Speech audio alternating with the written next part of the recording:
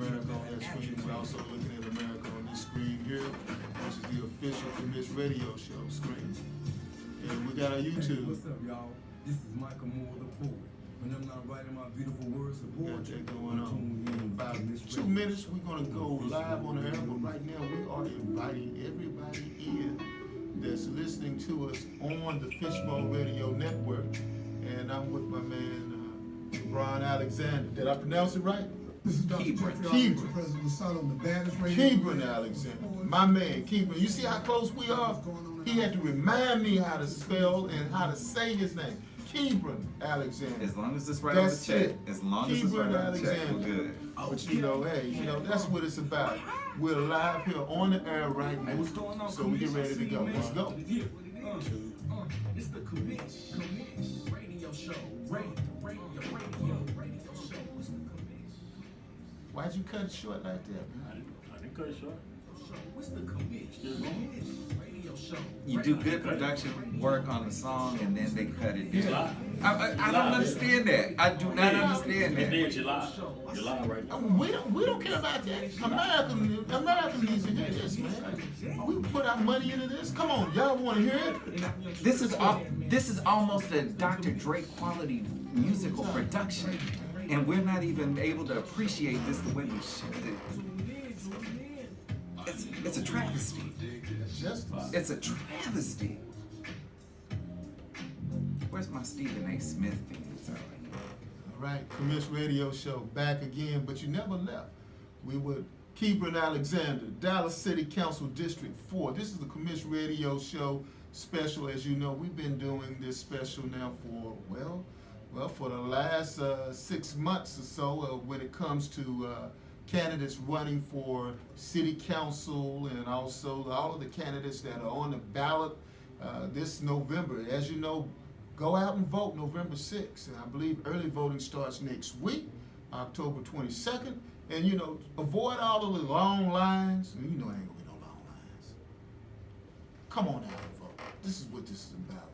Vote, vote, vote, vote, vote, because your life depends on it. Dallas City Council District 4. As you know, these elections are only decided by a small amount of people. Terry Mesa ran against Rodney Anderson for a state house district, and 65 people were the difference between her losing the race and her winning the race. 65 people. That's about maybe, a classroom and a half at Skyline High School? Very much so. 65 people. Let's move that camera. Let's move that closer to you, the mic closer to you. 65 people. And then Mark Cooks ran for city council in Duncanville. City council, and won by, guess how many votes? One vote. One vote decided whether or not Mark Cooks would be the Duncanville City Council member or sitting at home for one vote. And now in Balk Springs, Texas, Ms. Tartisha Hill is now being placed on the ballot. Well, not the ballot, she's being placed on the agenda. A city council member in Balk Springs being placed on the agenda. But you know, we need to go ahead and make sure that we vote, and we also need to make sure after we vote, we hold our city council people accountable. This is what this is about. Accountability. Once you put them in office, hold them accountable. 13 people are running for Dallas City Council District 4. We have one of them here with us today, Mr. Alexander. 13 people. Now, I've heard some people, they said that, hey, look, 13 people is way too many. Way too many people running. You should be happy 13 people have decided to go ahead and run for office. Well, the flip side of it would be if no one is interested in running for office. That's what the incumbents normally do when we elect them with no opposition. Said nobody wanted to run against me because I know everything I know, and that's pretty well the way it is. But that's not the way it is. What it is that people are not interested. So I'm very happy 13 people decided to run for Dallas City Council District 4. And we've had 3 of them on the show today, and this is the third. Mr. Alexander, how you doing, baby? I'm great, Ed. How are you? Good to see you, man. Good to see you. We got a short time, and you told me, to kick all that to the side and hit with you straight. You said, don't give you any soft questions or anything like that. You that strong enough to you be able to handle it? I'm a grown man. The grown man. Grown man. Grown man. Why are you running for office? Tell us about yourself and tell us why you running for office. I moved to Dallas in 1975. We moved into the district in 1976. So when we got there, we didn't realize what was happening. There was a wealth of services, stores, goods, amenities. We were the second black family on my street. Within 10 years, there were all but 2 black families on my street. And with those white residents in the district went the goods, the supplies, the amenities, and the stores. We had the Safeway at Camp Wisdom and Polk. Where you We from? had. I'm from Oak Cliff. I grew up right there in Glen Oaks. Okay. We've been there since April of '76. I was Okay. 6 years old. And what street you live on? Glenstone, right off of Glen Oaks and Reynoldston. Okay. Yeah, I lived on Golf Hill. I know exactly where you are. Okay. I was had back a in friend the on day. Putting Green, Putting Green. Okay. Marcus Griffin, one of my boys from St. Elizabeth. Okay. So you grew up kind of privileged then, didn't you? Well, I didn't know it was. I didn't know it was privileged. I just knew it was my childhood. But what we then started to see was, as Aquarius left, Safeway moved out, the Hallmark store next to Tom Thumb left, the nature of the neighborhood just looked different. And I thought it was just us coming in, and we had retirees that decided they wanted to move where they wanted to move. All white people decided they wanted to live next door to black people. Well, so I understood that as I got grown. Okay. I understood that as I got grown. We had the number 2 Sanger Harris in the state of Texas at Redbird Mall. We had the number 1 Kmart in the country at Ledbetter and 35. And by us asking for lights at Kmart, they decided to move it over to Walton Walker. Just shut it down. Not that it wasn't making money, they didn't want to make the investment. Foley's decided that they were going to prop up Valley View and have all the black folks from Oak Cliff drive out to Valley View and Preston Center to prop those stores' bottom lines up, but we couldn't realize it. We became the discount location, the return location. The only store that invested any money in Oak Cliff from the 90s forward was Dillard's when they did the remodel at Redbird, and then within 7 years they pulled out. When the movie theaters closed, Redbird 1 through 4, 5 through 10, UA South closed, all of that just started to envelop. This is a situation that's going to be a problem if we don't turn it around. I continued to see things get worse without getting better. I left and went to law school in DC, came back, things were worse. Went to Howard? I went to Howard Law. Okay. Did 2 years. I did not finish, but I got a lot of information out of that process. And so now I'm back. My parents got hobbled while I was gone. They got grayer. I said they're gonna need some help. And we almost lost my mom last year, but in 2011 when I came back, she had a knee replacement surgery, and I just started looking around and asking So questions. your family still live in the same house? They are in the exact same house And been there since 76? since April of '76. Okay, we moved there in August of 73. Okay. Lived there, I lived there from 73 to 1989, but 73, it was during that time period in which you could count black people who lived in the neighborhood, just like you said. But we're beyond counting black people who lived in the neighborhood. Now we got a full neighborhood of black people. What can we do to make sure that neighborhood revitalizes itself? I think Since everyone moved out, and including myself. Mhm. You said be hard, I'm gonna be hard, I'm always that way. But including myself, a lot of black folk who come from privileged lifestyles, big houses, 2-story houses and everything, and all of that, and then they move out, and the only time they come back is visit mama and them, and also get good barbecue. Right. You never left, I right? never left. Okay, so now we know where to go get the good barbecue at. And get the haircuts What- and get our hair haircut. done.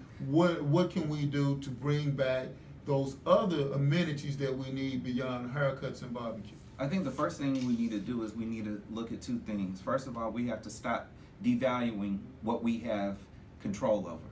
those houses that are our mothers, our fathers, our grandmothers' homes, those are worth money, but white folks weren't interested in them. And I don't like to speak in white folks, black folks terms, but I'm being honest. When white folks left, the Central Appraisal District didn't value those homes the same way. We've got 2 major golf courses in Oak Cliff, well, really 3, and we don't get the same valuation for the properties around the golf courses that they do in other areas of town. Why is that? It's only due to melanin. It's only due to melanin around the golf courses. When they control what's going on around there, everything elevates in price. We've got to understand that the properties that we're not taking care of, the properties that we own, the properties that we oversee have intrinsic value if we invest a little bit of money. But when we got residents with limited income, as most grandparents and persons in their 60s and 70s are, then they don't have the same disposable income to make those investments. We've got trees that are nearing their end of life. They need to be pruned, they need to be trimmed.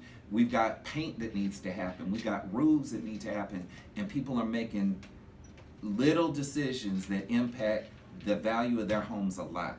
So when we deal with, should I get this medication that I need, or should I fix this roof? And that's a decision about my dollars and cents in the house that month, that's a tragedy to me. But if we have an infusion of younger homeowners with a little more disposable income, we can really turn the neighborhood around, we can turn the community around, and we really need to start investing in businesses in the community that are providing the goods and services we want. Let's address the younger homeowners. The younger homeowners appear to want to go downtown and be in lofts. They don't seem to want to mow the yard, that kind of thing. Single families, yes. Single childless couples, yes. But when those kids need room to move around, when they have kids and need some room for the kids to play, they need a yard. Okay, so now when it comes to us making sure that our appraisals for our homes in District 4 rise up, what's the best way for us to do that? We need to understand that those home improvement loans actually mean something to modernize the housing structures that we own. The housing structures that we own really have value because of the location. We're 10 minutes away from downtown. You're not going to beat that. If there were jobs for people to work in downtown, that would really help things out a lot more, because your proximity to work goes to your quality of life. And when you've got the ability to be 10, 15 minutes away from home, tend to your kids, go do the other running around you got to do, it makes life so much easier for you. That's the benefit right now of being in Frisco, and Plano. It's economically homogenous. They've got everything they need right there. We're driving an hour to go to work and then driving an hour to come back Well, that's home. one of the things that I did not like about living in District 4 was that one good thing I liked about it was that I was 15 minutes away from downtown. And all I had to do was to go straight down the freeway. The bad part about it is that it took me a longer time to go to my job when it moved. Right. The economic development that you have on your push cards, you talk about expanding economic development. What and where are the places that we have economic development in District 4?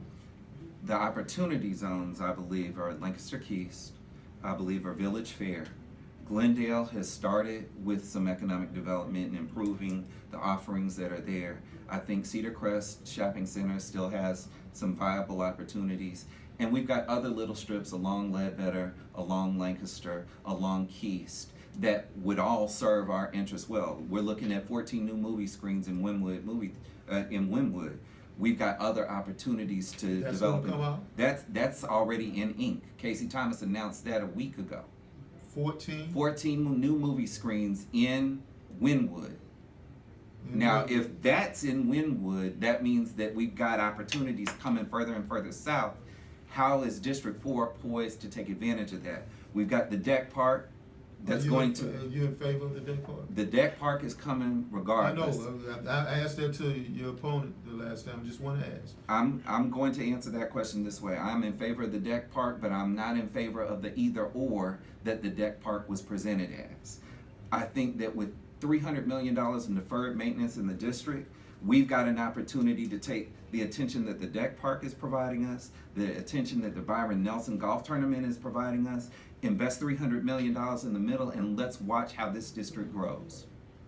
The district, how can it grow when there is a perception of crime in the district? Could you address that? The perception of crime is a little real and at the same time a little overstated. The east side of the district, there's crime everywhere. Let's start there.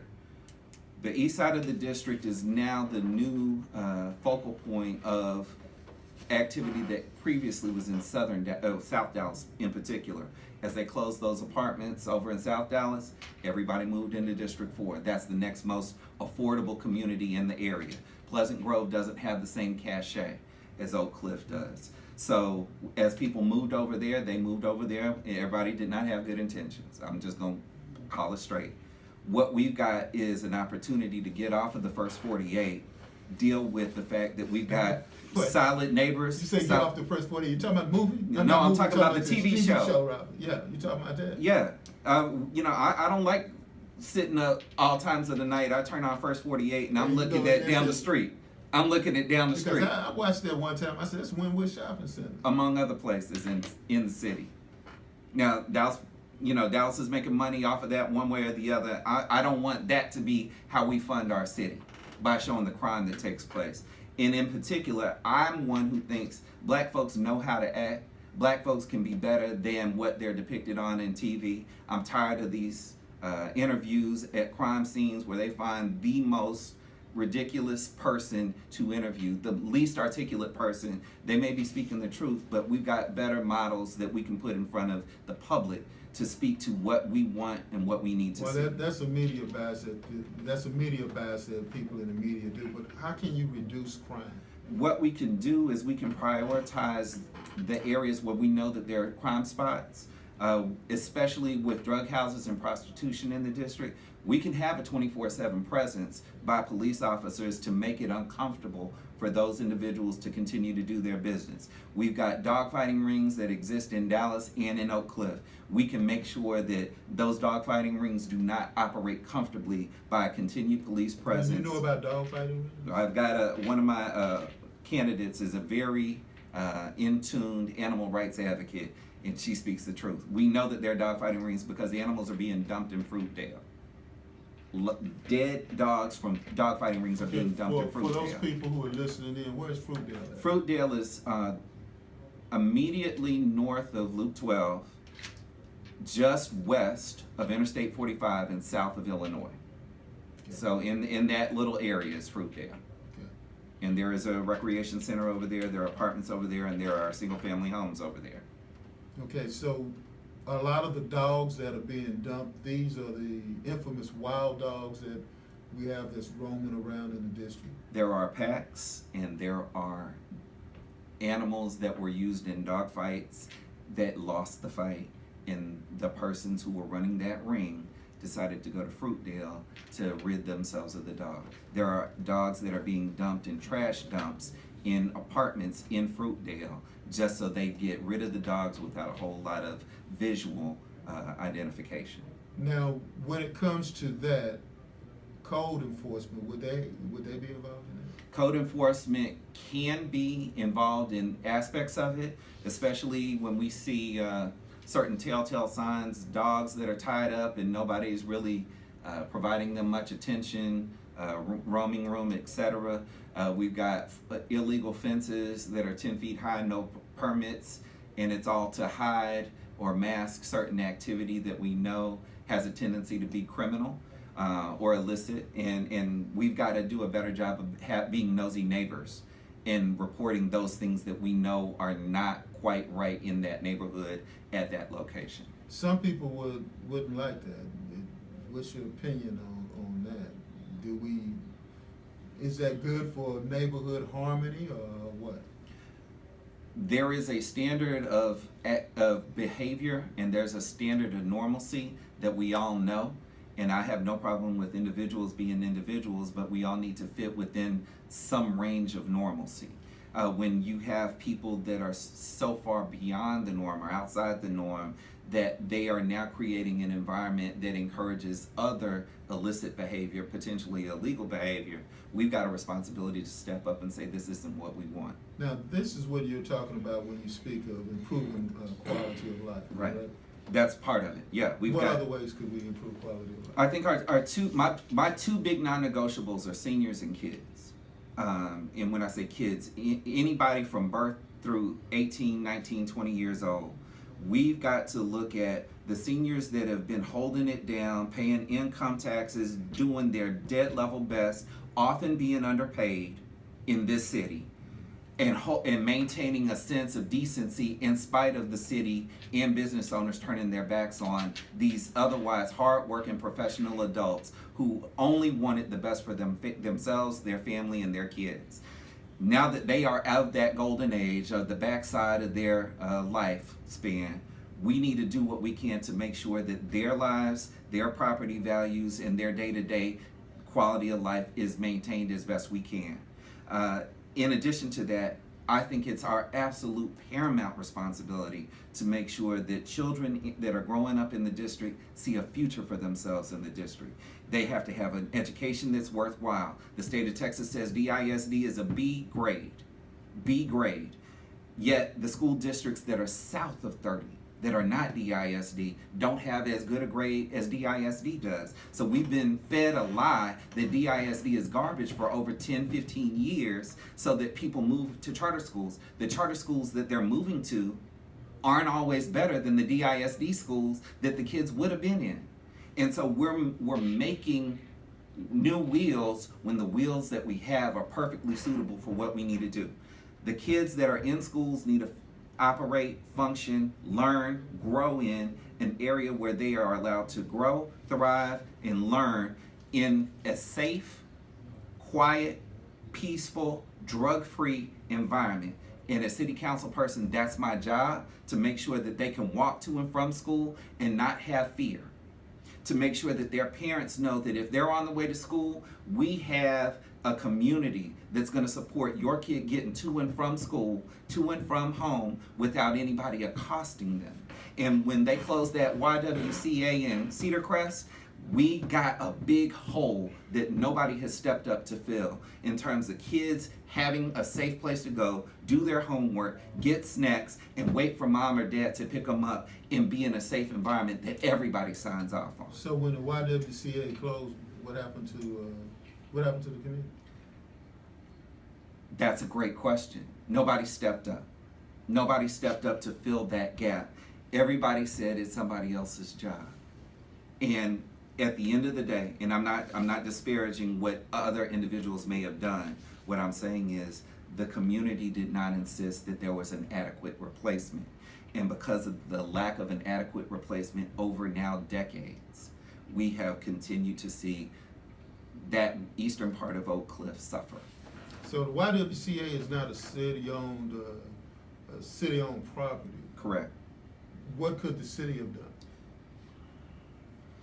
How far back do you want to go? Do you want to go to Let's go West Wise? You want to go to Bob Folsom? Do you Going back way back. Hey, I'm asking questions for a reason. No, go ahead. The city. You talking about West Wise? You talking The about former West mayor. Wise. Right? The former I know. mayor. You talking about 1970s? We don't want to go that far back. Okay. We only got an hour. So let's go ahead and deal with the last 10 years. Last 10 years, what we've looked at as a mayor. If we go back to let's go back to Ron Price. Let's go Ron Kirk. Let's go to Laura Miller. Let's go to Leeper. Okay. What we have seen is the city has focused on low-hanging fruit in areas where there was little heavy lifting to do. Okay. Where Uptown was created and is now thriving, where North Park was never going to get neglected, we then had some investment into West Dallas to deal with the Margaret Hunt Hill Bridge and the development that is now north of 30, Trinity Groves, right? Great restaurants over there, nice little place to hang out. What happened to South Dallas though? Where was that development? Where was that attention? Where was that focus? What happened to Oak Cliff? What happened to further west in West Dallas? But let's look at it this way. If we had that development And the same development in West Dallas, that's the same development that people now are concerned about with this deck park. That there's gonna be some people that are not gonna be there. What we also had is a sabotage of the potential development in West Dallas by the city allowing batch plants to go into West Dallas in an area that was already infiltrated with DISD schools. There were 3 or 4 schools that were going to be impacted by the cement batch plant that they allowed to now move into West Dallas, pollute the air, create a greater risk of asthma and breathing issues for the children at Pinkston and the other elementary and middle schools that were in that immediate vicinity. So the city does not seem to have a plan that says, here's how we're going to improve our green space, our quality of life, and make it better for persons and communities that have been neglected. And West Dallas was dealing with the RSR lead smelter when I got here. And it took them how long? It took them over 20 years to deal with the legacy of that lead smelter infiltrating the dirt of every lawn, every playground in West Dallas. Before that Superfund cleanup, there was nothing.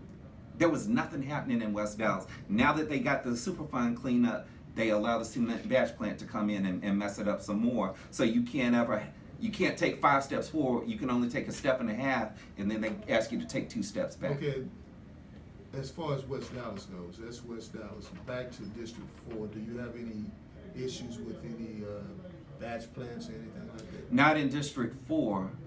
What we've got are rendering plants or anything of that nature? You've got some small industrial right off of 45, but we're dealing with a community in all of District 4 that's about 85% residential, about 15% multifamily, 85% single family residential, about 15% multifamily, and there's not a lot of industrial work happening. It's on the fringes. So you've got lumber companies and things like that over at Beckley and Overton, but you don't really have industrial efforts, plants and things of that nature happening in the predominance of Oak Cliff in District 4. Now, where exactly is District 4? District 4 is everything south of the Trinity, between 35 on the west and 45 on the east, north of Loop 12, with 2 major exceptions. When you go south on 35, you veer right, head down Illinois to Hampton. District 4 picks up everything south of Wynwood Shopping Center all the way over to Hampton in Illinois, picks up Keys Park, picks up Keys Tennis Courts, picks up Bishop Dunn High School, comes over on Loop 12, the north side of Loop 12, and then dips down to pick up Glen Oaks, Hunter's View, and a little stretch of Singing Hills between Marsalis, picks up Rocky Ridge, and those mobile homes right there along 35, up to Loop 12 again. And there's a little carve out around the VA hospital that goes to District 3. So the hotel that's on Camp Wisdom Is in District 3. in District 3, okay. Now, That's Casey and Tennell. okay. So now we're talking about improving your district, and you had mentioned about the batch plants, and you mentioned earlier outside of your district regarding the RSR lead smelter. For those people who are listening in, there was a lead smelter several years back that was in West Dallas that emitted a lot of lead into the air, so much that the ground was poisoned, and when the ground was poisoned, the people who lived in that district, they got sick. And the people who ran the city knew exactly what was going on with it, and they didn't do anything about it. We've had that issue to happen, and we've also had an issue to happen, I believe it was in Pleasant Grove, where there was could you tell us about the issue in Pleasant Grove about the dump that they built, the dump that they built over, they built the racetrack over there. Yes. I'm not as familiar with that particular piece of Pleasant Grove. What I do know is that with the new Byron Nelson golf course that they have in the vicinity of the city's dump, Right. and the McComas, Right. they want to make trash look beautiful so that the Byron Nelson and those tourist dollars come in, and they're looking to develop around Paul Quinn now. and that will extend into District 4 as well, is that Interstate 45 and Loop 12 are still in that zone of impact from the Byron Nelson. I am not as familiar with that Pleasant Grove Okay. piece. So what we can talk about, and we're talking about again, the general conversation was regarding environmental health. Right. Environmental health, once we are exposed to chemicals, and we're exposed to chemicals in the environment, we have to go to hospitals. How can we improve healthcare in District 4? One of the things that we can look at in District 4, right now there are 2 medical facilities in District 4. Those are both Parkland clinics, Park West and Blewett Flowers. There are no other health facilities for anyone to go receive care in the district.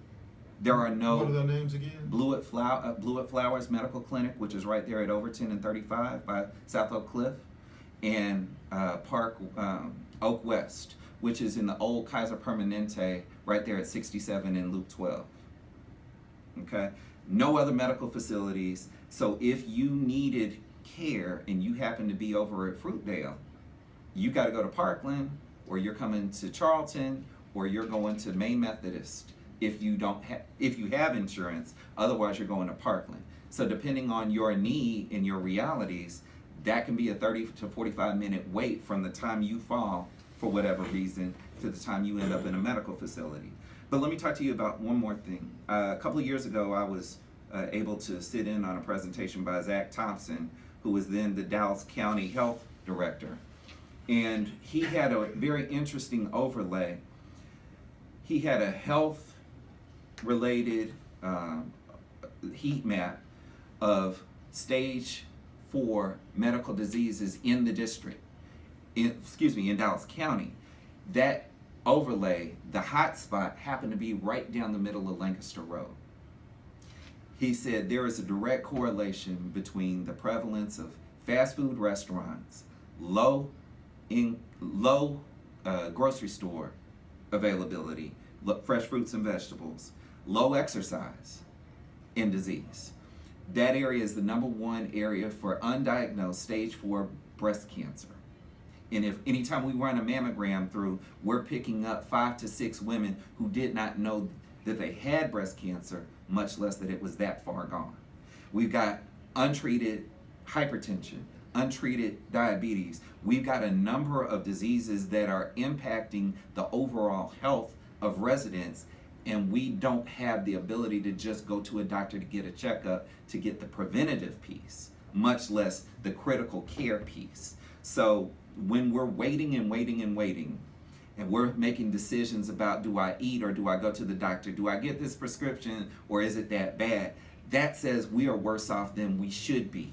And the only way to turn that around is to now bring healthcare as a focus. So I want to bring in all of our medical providers without bias towards anybody. Can we get vans in? Can we get a week where you're coming in to just do screenings? We aren't dealing with treatments. Let's just do screenings first. Let's get these kids in here to make sure that they have their needs met, their parents in to get their needs met, and then the seniors in so that they don't have to travel all the way to Walnut Hill or all the way to Duncanville in order to see a doctor to get their day-to-day needs met. We can have some care facilities and care options available in District 4 where we have people who are not as mobile as they used to be, if we're just going to be honest. And if they're not as mobile as they used to be, shouldn't we do something to bring these services to them in the same way that we want to bring shopping, in the same way that we want to bring retail, in the same way that we want to bring entertainment? That goes along with increasing the infrastructural investment. What can you do to do that? I think one of the things that we've got to look at, given the recent blackout that we had with AT&T, we've got to increase bandwidth. We've got to increase our current needs for what we're regarding as civilization, I guess. If we increase broadband, we've got an entire community that's ready to be awakened with potential. Can we do coding? Can we do networking? Can we do database administration on a scale this area doesn't know, because This area has always been the slow one to adapt to what North Dallas had available within the first week. They were always slow to roll out. They'd always put us on a 10-year plan, and we wouldn't get the same services that North Dallas had week 1 until year 14 or 15.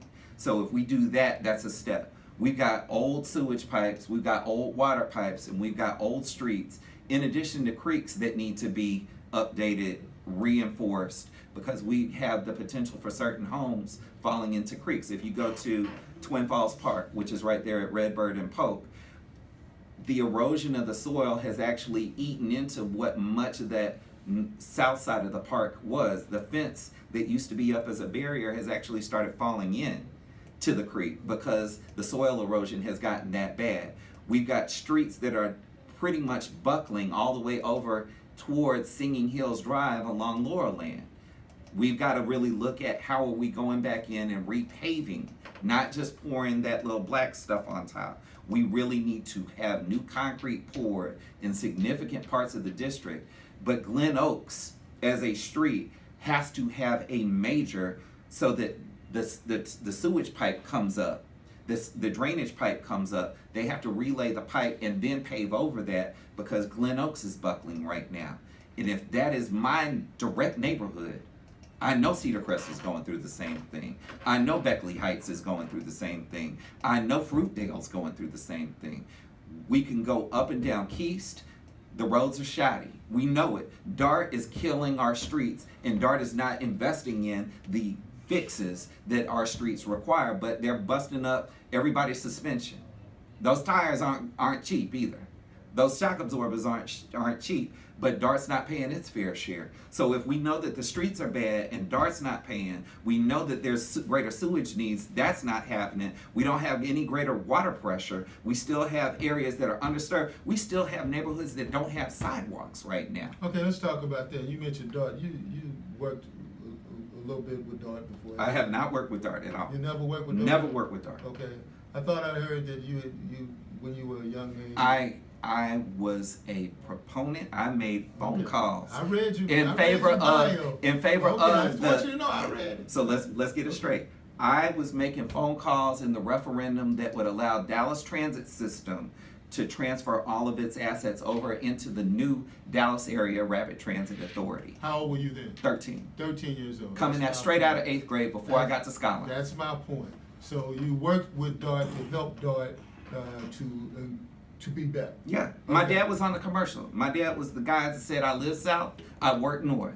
DART gets me where I need to go. And when we look at what this master plan for the city is today, we've got a wonderful hub of transportation that gets everybody to downtown. There are no jobs there for those people to go to. Downtown is the new #1 residential area in the city. And we've got jobs that are in Plano, Frisco, Allen. We've got jobs in Las Colinas, in Grand Prairie, and other places. But these are all places that are not DART friendly. So that being said, when you were 13 years old when you did that, and I think I was like 18 years old when that happened as well. And I used to, on days like this, you got your umbrella on, and you got the nice coat and everything. I used to sit right out there on Glen Oaks waiting for the DART bus to come. Mm-hmm. And there was no shed for me to sit at because they didn't have, well, the spot where they did have the sidewalk at, they didn't have covered awning on that. When and if you are elected, could you assure that throughout your district that if some young lady's trying to catch a bus to go to the train station or something like that, she don't have to sit out there and it's 105 degrees? Or it's raining like it is raining now. You sitting out there waiting for the bus to come along, and you gotta hold your umbrella. What I can't go to that level of detail with DART in particular. What I can assure everybody listening, my team of appointees are going to be District 4 first. They are going to be District 4 focused, and they are going to be some people that bring new ideas into the discussion, so we're not having the same old results placating North Dallas's interests. Do you think that Oak Cliff gets second-rate infrastructure compared to North Dallas? When's the last major investment in infrastructure Oak Cliff has had? And I challenge you to come up with something that predates 1990. We can have some bridges along Singleton.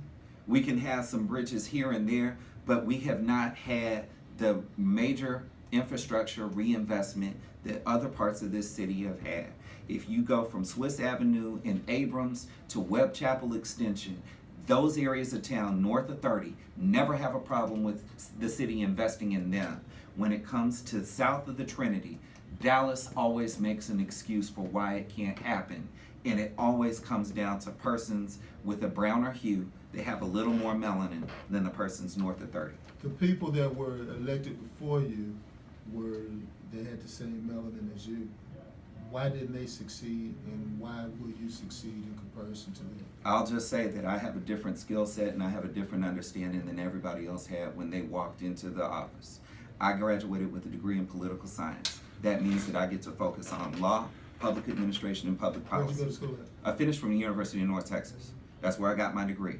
The trustees and the regents there said, you're good with what we expect you to have. So I'm walking in not ignorant. I'm not walking in awe of anybody else on that horseshoe. We are all co-equal governors of the city's affairs. And the city manager, the city staff work at the direction of city council, but we've got to get some consensus and agreement. I don't think North Dallas understands how bad it is. What I'm concerned about is that they don't care. So I want to find a level to relate to these city council persons in other districts and say we all need to come up, whether we're in Pleasant Grove, whether we're in South Dallas, whether we're in Oak Cliff, whether we're in West Dallas, we all need to see the city come up together. It should not be you win because I lose. It should be we have a plan where all of us are able to see how we're going to win within a time frame. And I think that we can make that happen if we stop coming up with these, what do Shoots call them, rich white boy projects, where we're just coming up with new ways to spend money that we don't need, and the hardcore brick and mortar on the ground concerns that our residents have continue to be neglected while we're funding what the big red Ferris wheel that they want to put down there. We don't need that. So let me touch on that real quick. You've got the deck park, you've got Fair Park, you've got the big red Ferris wheel, all of which, in Byron Nelson, all of which are happening in southern Dallas, south of 30. But you don't have concrete poured yet, but everybody's saying, we can have entertainment, we can have restaurants, we can have retail. You can't have this big sprawling entertainment zone that runs from the AAC all the way over to Fair Park and expect all of them to be lucrative and successful. These are ploys by which they distract us from what the eye on the prize is for District 4, and they continue to put District 4 on the short end of the stick. And the eye on the prize is the election, and when is the election going to be? November Just give us 6th. a closing, we got about 2 minutes. November 6th is the election. November 6th is the day that we can make change happen. We have continued to send the same people with the same mentality down to City Hall, and yet we expect different results. Someone told me to do the same thing the same way and expect different results is insanity. It's time for us to become sane. Elect Kebran Alexander, Dallas City Council, District 4, place 11. All right, and as we get ready to go ahead and give a close, I want to go ahead and send a shout out to the people over in Balk Springs. I understand that Ms. Tartisha Hill, the Mayor Pro Tem, is on the agenda for Balk Springs next week, October 22nd. I don't know what's going on over in Balk Springs. Yeah, I do. But I do want y'all, that's a teaser. I want you to go and call in over at Balk Springs and tell them to leave the Mayor Pro Tem alone and go ahead and concentrate on doing something such as making sure you have a decent settlement with the Jordan Edwards family. Do that instead of messing around with your Mayor Pro Tems. That being said, I'd like to thank all of those for listening in to the Commish Radio Show. Stay tuned for us again on Inside Texas Politics, where you can catch me at 9 on 8. 9 on 8. I do it on all 3 cameras the same way Muhammad Ali taught me. We'll see you guys next week. All right.